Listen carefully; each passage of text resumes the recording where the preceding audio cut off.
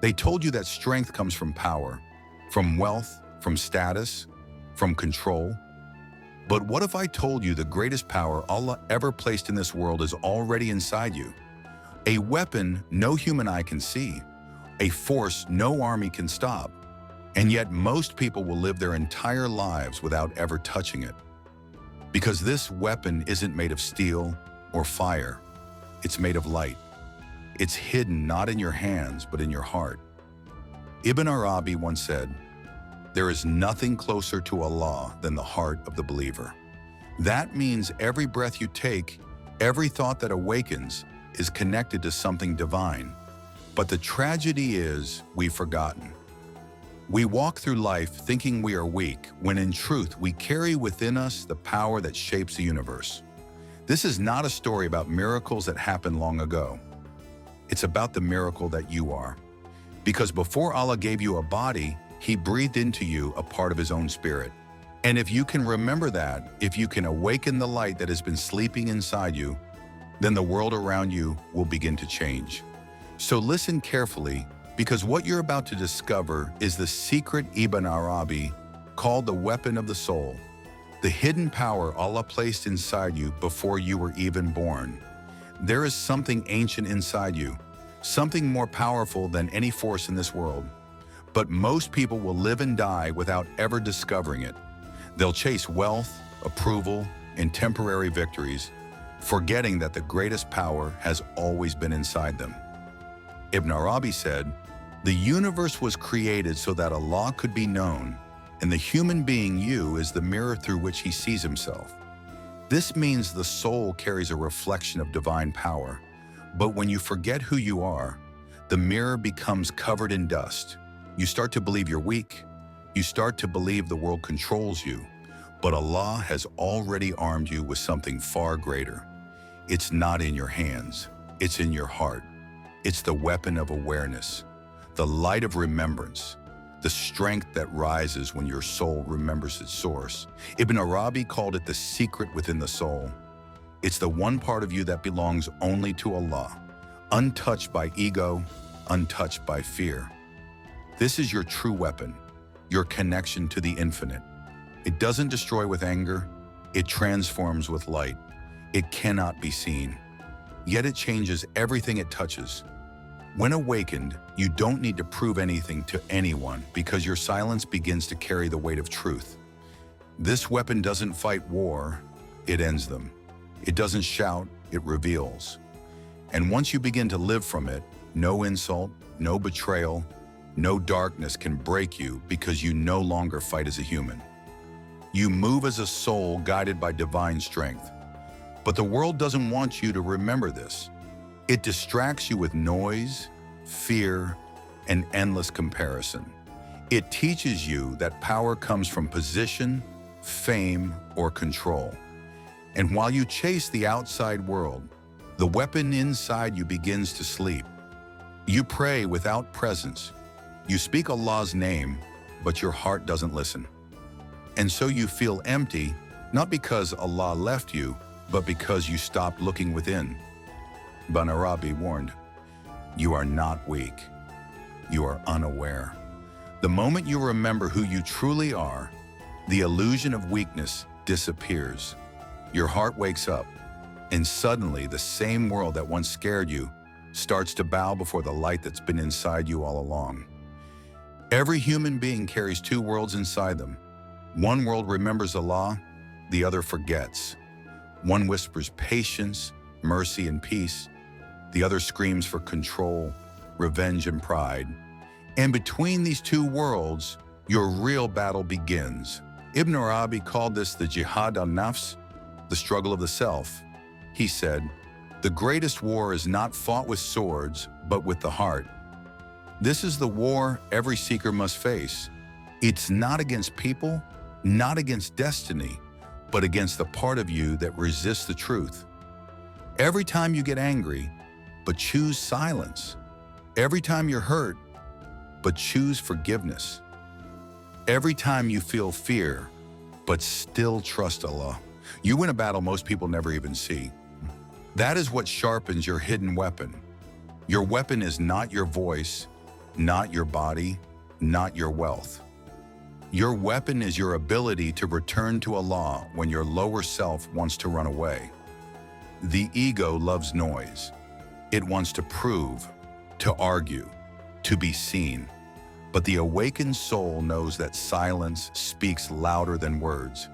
When you stop reacting to everything around you, you begin to hear something inside you.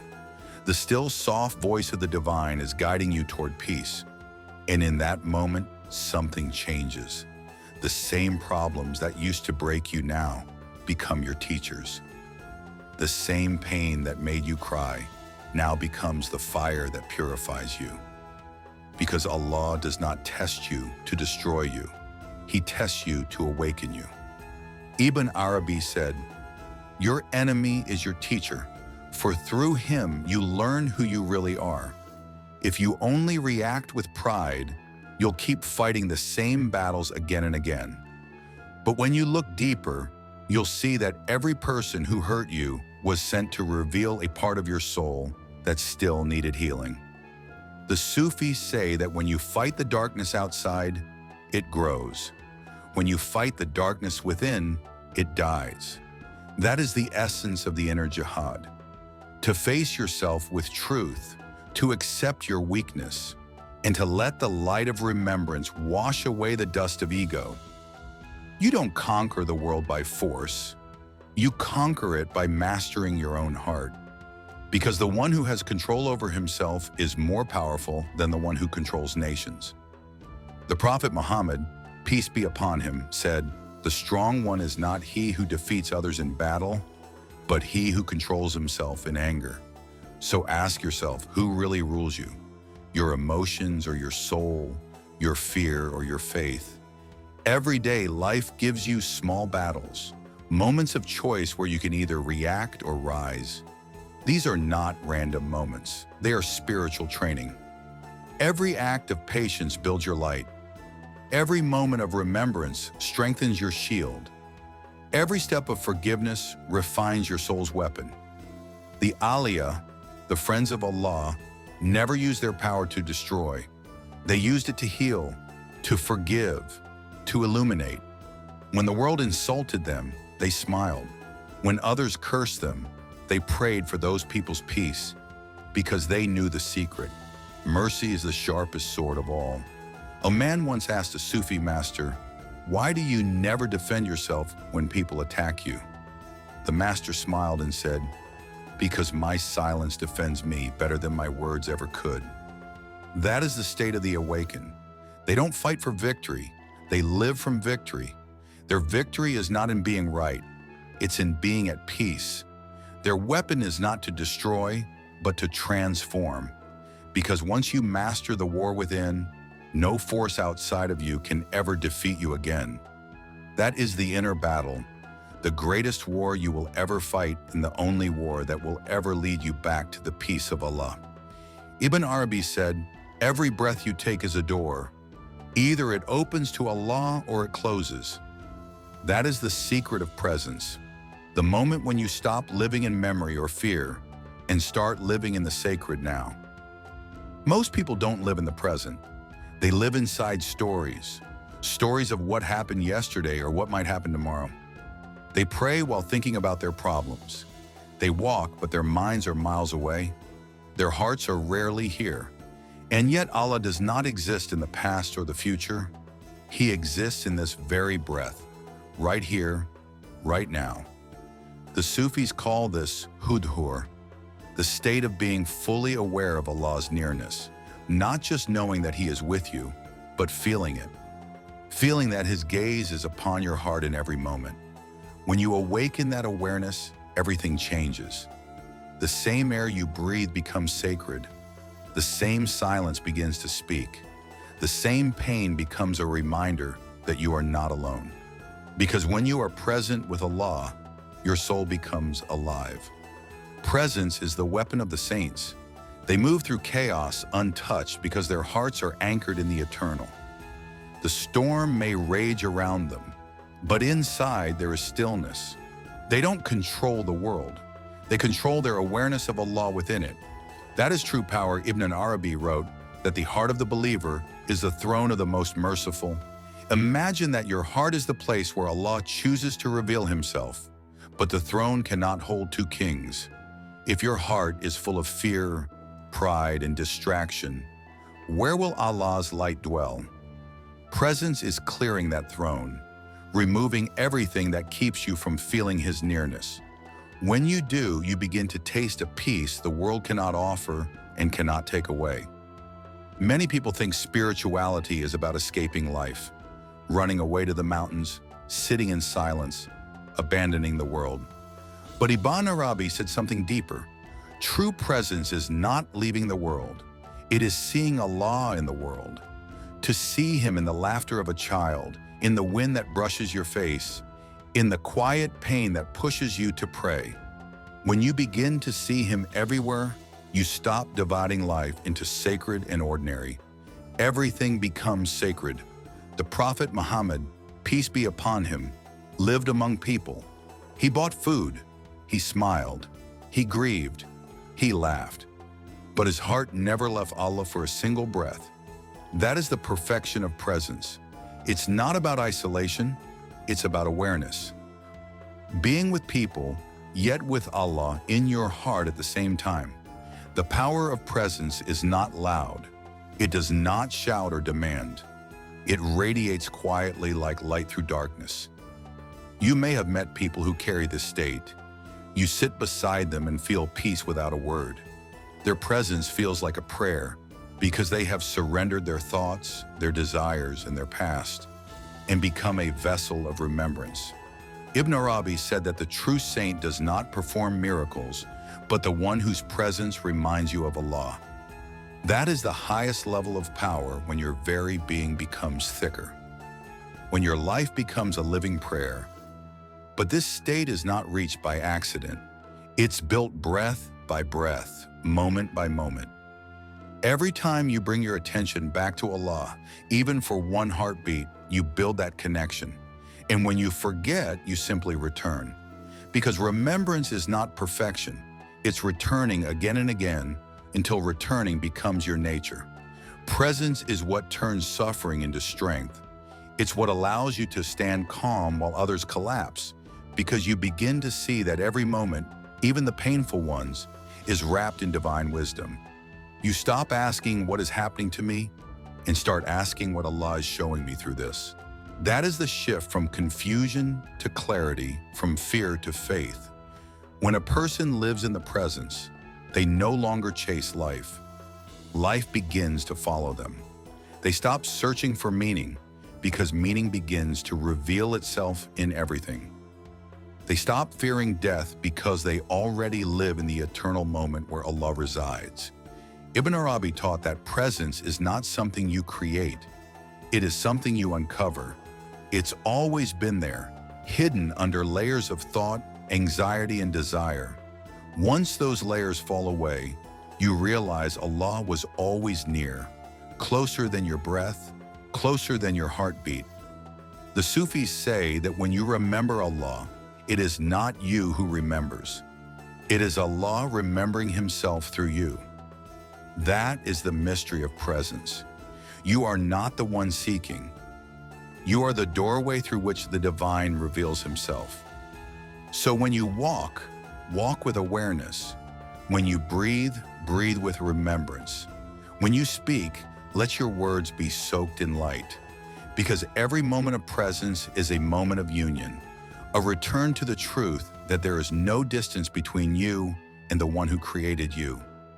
This is the power the world cannot imitate, the power of the soul that lives in remembrance, the power of presence, the secret weapon Allah gave his chosen ones, hidden not in their hands but in their hearts. When Allah chooses someone for light, he also chooses them for solitude. It is the first and hardest test of every awakened soul to walk alone while the rest of the world sleeps. Ibn Arabi wrote that loneliness is not emptiness. It is a space where Allah speaks directly to the heart.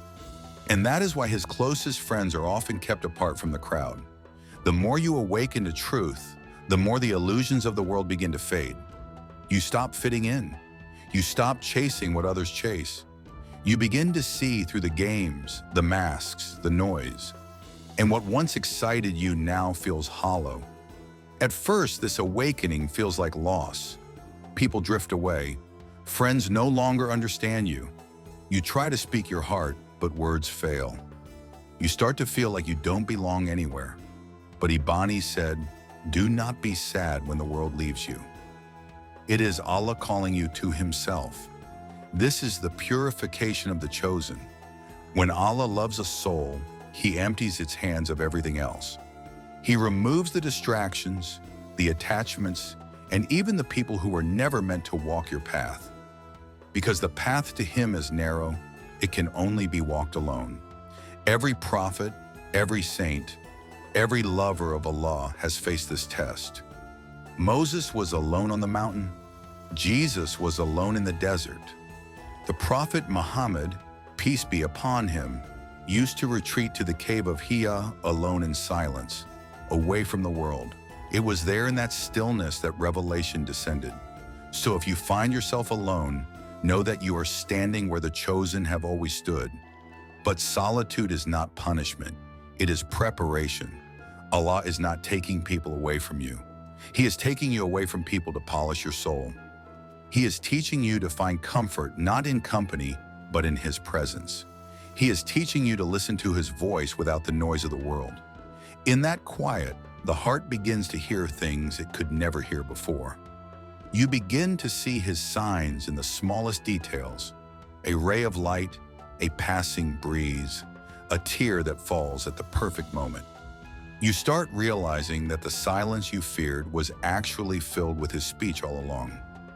Ibn Arabi said, "When Allah isolates you, He is preparing you for intimacy." What does this mean? It means the loneliness you feel is not a sign of distance. It is the beginning of closeness. When there is no one left to turn to, you finally turn inward. And there, in the quiet of your own soul, you find the one who never left. Solitude is the mirror of truth. It shows you who you are without roles, without masks, without noise. Most people run from it because they cannot face themselves, but the chosen must. For only by knowing yourself can you begin to know Allah. As the Prophet Muhammad, peace be upon him, said, "Whoever knows himself knows his Lord." So Allah isolates you not to break you, but to rebuild you. He removes the false layers, the dependence, the need to be seen, and when the heart is finally empty of everything else, He fills it with Himself. That is when loneliness turns to light. Many seekers ask, why did Allah make me walk this path alone? The answer is simple, because He wanted you to know the sweetness of His company.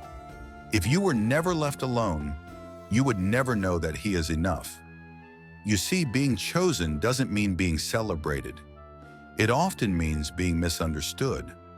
Because when you carry divine light, the world that lives in darkness cannot recognize you. Your silence becomes threatening. Your peace becomes confusing. Your presence unsettles those who are still sleeping. And so they distance themselves, not knowing they are walking away from light. But the one who understands endures. The one who trusts keeps walking. Because every step of isolation is a step toward intimacy. And when the world forgets you, Allah remembers you more. The saints knew this secret. They smiled through their loneliness, for they saw what others could not. That solitude is the garden where divine love grows. It's where the soul learns to speak the language of silence. And once you taste that closeness, you will never again fear being alone. Ibn Arabi said, "The heart that has known Allah never feels separation again. Because even in your isolation, you are surrounded. Even in your silence, you are heard. Even when no one stands beside you, you are walking with the one who created the path beneath your feet. So when you find yourself in solitude, do not run. Do not rush back to noise or distraction. Sit in it. Listen, feel. Because the silence that frightens others is the same silence that Allah uses to speak to His chosen ones. And if you endure this test with faith, your loneliness will turn into light. Your isolation will become intimacy. and your heart, empty of all but Him, will finally know what it means to be chosen. You have searched, struggled, fallen, and risen again. You have fought battles within yourself that no one else could see. You have walked through darkness, loneliness, and silence. And somewhere in all that pain, something inside you began to awaken. The truth is, you were never going to become anything. You were only remembering who you already are. Ibn Arabi said the journey of the seeker ends where it began in the heart of Allah. All your life you've been searching for meaning, strength, and peace, but the one you were searching for was the one who was carrying you all along. The final secret is not hidden in books nor in distant lands. It's not in teachers or saints or miracles. It is in you, the breath that carries His name, the heart that beats by His command. You are not separate from the divine. You are the reflection through which He reveals Himself. When Allah said in the Quran, "We breathe into Him of our spirit," He was not speaking of a story from the past. He was describing to you the human being, the living mirror of His beauty and power. That is the hidden power Allah placed inside you.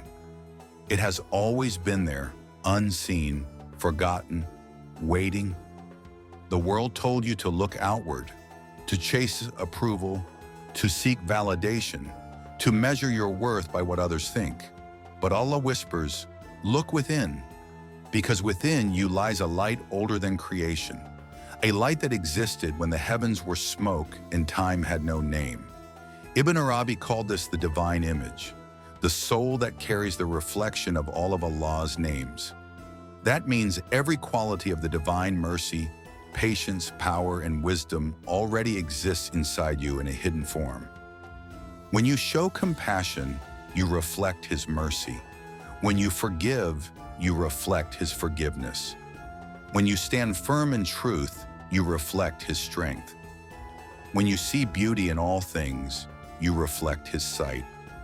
This is the secret weapon no human has ever truly understood.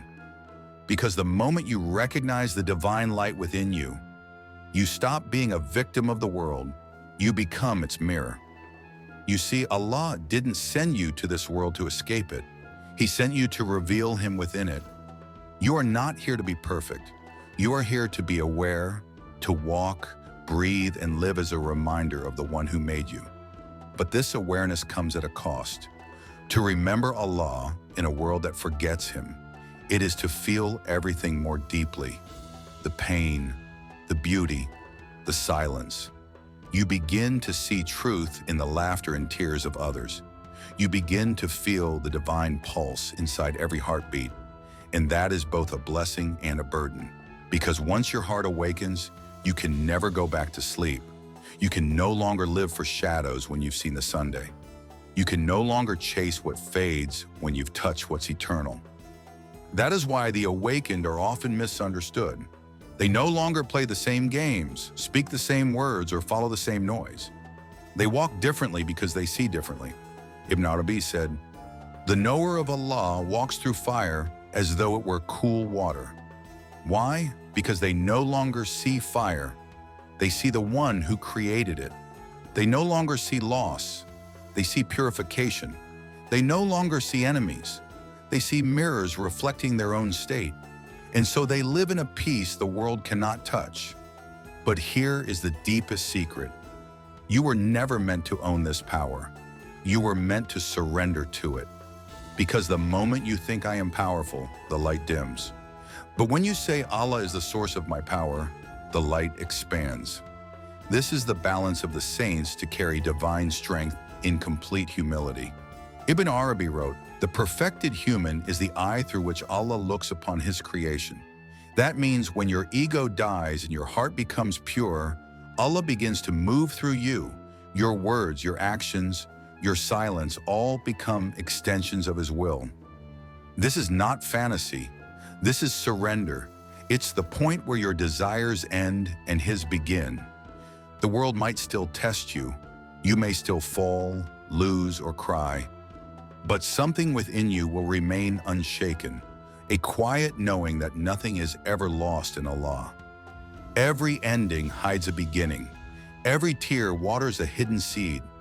Every loss is simply Allah carving space in your heart for something eternal. And when you finally reach this point, you realize that the entire journey, the solitude, the pain, the silence, was never about finding Allah. It was about letting go of everything that was blocking you from seeing that He was always there. Ibn Arabi said, "When I looked for God, I found myself. When I looked for myself, I found God." That is the circle of the seeker. The end and the beginning are the same. You are not just a body of dust. You are a breath of the divine. Your soul was not made to crawl. It was made to rise. And when you finally understand that every atom within you is saying Allahu, you will realize that you never needed to search for miracles. You are the miracle. So stop running. Stop searching. Be still. Remember, the light you seek has been waiting for you all along. In your breath, in your heart, in your silence, the hidden power Allah placed inside you is not something you gain through effort. It is something you awaken through surrender, through love, through remembrance. And once you awaken it, once you truly remember who you are, you will see the world not as a battlefield, but as a reflection of divine beauty. You will stop asking for signs because you will become one. You will stop fearing death because you will realize that what you truly are was never born and will never die. That is the final secret Ibn Arabi left for those who walk the path of love. You are not just a seeker of Allah. You are the place where Allah is revealed. And when the soul reaches this knowing, there is nothing left to search for, nothing left to fight for, nothing left to become. There is only peace. There is only remembrance. There is only Him. Maybe this was never about finding power. Maybe it was about remembering who gave it to you, because the soul's journey doesn't end in strength. It ends in surrender. When you finally stop fighting to be seen and start allowing Allah to be seen through you, that's when everything changes. The storms that once broke you now cleanse you. The silence that once scared you now speaks to you. The same heart that once felt empty becomes a place where His presence flows without end. Ibn Arabi said that when the heart becomes pure, it becomes a mirror in which Allah sees Himself. That is your purpose, not to conquer the world, but to become a mirror of His light within it. So the next time you feel small, forgotten, or weak, remember this: the breath that keeps you alive is not yours, it is His. And the light that rises in your heart, that quiet strength that never dies, that is the weapon He gave you. Do not look for it in the world. Do not wait for someone to hand it to you. It has always been there in your prayer, in your patience, in your love. And when you finally live from that place, you'll understand the deepest truth Ibn Arabi ever taught, that the seeker, the path, and the destination were never three things. They were always one, and that one was always Allah.